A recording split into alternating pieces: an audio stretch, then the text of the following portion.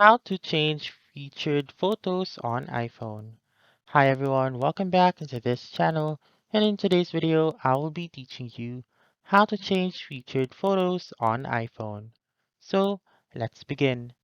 The very first step that I would like you to do is to hide the photos that you don't want. So to do that, you just simply go to Photos and then choose the photo that you want to hide. For example, I will choose this one.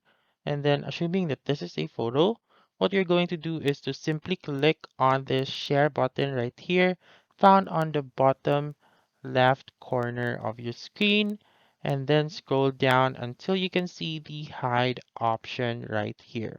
So click on hide and then click on hide once again. So, there will be I mean, there is a 100% possibility that this specific photo will not be shown on the featured photos. However, if you want to choose a specific photo that will be shown only, then I would recommend you to use the app called Widgetsmith. So download on the App Store Widgetsmith and then go to the widget that you want, for example, the small one, the medium, or the large, and then click on Add Large Widget, for example, and then choose Photo, click on Selected Photo, and then you just simply go back and then click on Save right here, found on the upper right corner, and then you may be able to see your selected photo right here.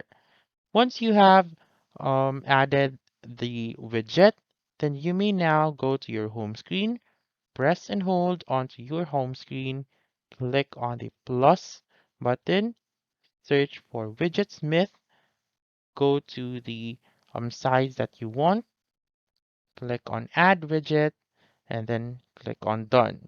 So now the only photo that will appear right here is the only photo that you have selected.